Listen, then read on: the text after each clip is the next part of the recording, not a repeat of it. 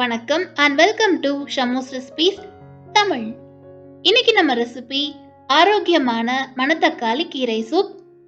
இந்த மணத்தக்காளி கீரையில நிறைய மருத்துவ குணங்கள் இருக்கு. இத சுக்குட்டி கீரைன்னு சொல்லுவாங்க.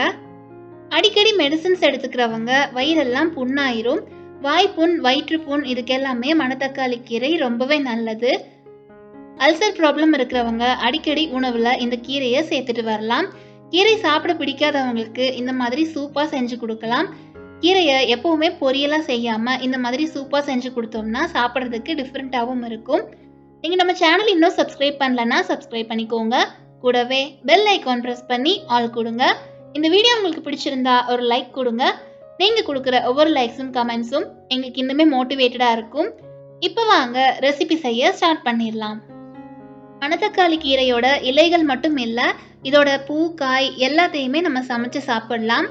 ஒரு கைப்பிடி அளவுக்கு கீரையை சுத்தம் பண்ணி 2-3 டைம் நல்லா வாஷ் பண்ணிட்டு இந்த மாதிரி கட் பண்ணிக்கலாம். பாருங்க, இந்த அளவுக்கு இருந்தா போதும். சூப்புக்கு நிறைய கீரை தேவைப்படாது. கூடவே 10 சின்ன வெங்காயம், 10 பல் பூண்டு, ஒரு சின்ன பீஸ் இஞ்சியை தோல் சீவிட்டு இந்த மாதிரி பொடியா கட் பண்ணி எடுத்துக்கோங்க.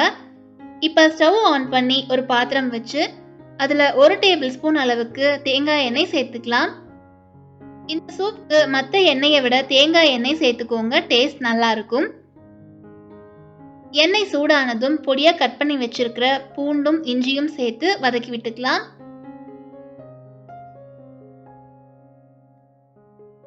இஞ்சி பூண்டு ஓரளவுக்கு வதங்கினதுக்கு அப்புறமா கட் பண்ணி வச்சிருக்கிற சின்ன வெங்காயத்தை சேர்த்து வதக்கி விடுங்க. வெங்காயம் நல்லா வதங்கினதுக்கு அப்புறம் கீரையை சேர்த்துக்கலாம். கீரை சேர்க்கும் போது நிறைய தெரியும், பட் குக் ஆயிருச்சுன்னா குறைவா தான் கிடைக்கும்.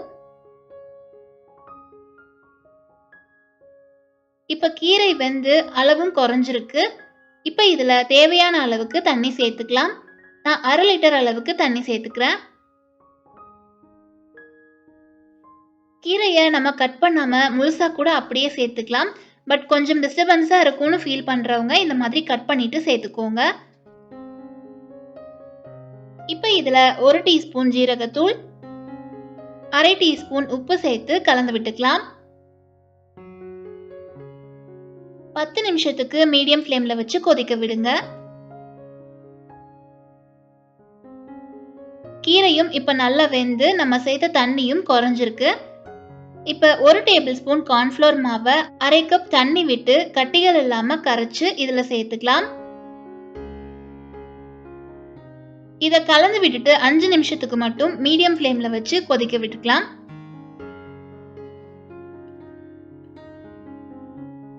கார்ன்ஃப்ளவர் சேர்த்ததுமே சூப் திக்காக ஆரம்பிக்கும். ரொம்ப நேரத்துக்கு விட்டுற வேணாம், ரொம்ப திக்காயிரும். மாவோட பச்சை வாசனை போய் இந்த மாதிரி கொதிச்சு வந்ததும் இதுல 1 டேபிள் ஸ்பூன் அளவுக்கு மிளகுத்தூள் சேர்த்து கலந்து விட்டுட்டு ஸ்டவ் ஆஃப் பண்ணிக்கலாம். இப்போ நமக்கு ஆரோக்கியமான மணத்தக்காளி கீரை சூப் ரெடி ஆயிருச்சு. இந்த சூப் ரெசிபியை நீங்களும் ட்ரை பண்ணி பாருங்க. ரெசிபி பத்தின ஃபீட்பேக்கை கமெண்ட்ஸ்ல சொல்லுங்க. இந்த வீடியோ உங்களுக்கு பிடிச்சிருந்தா ஒரு லைக் கொடுங்க. சப்ஸ்கிரைப் பண்ணி சப்போர்ட் பண்ணுங்க. Thank you all.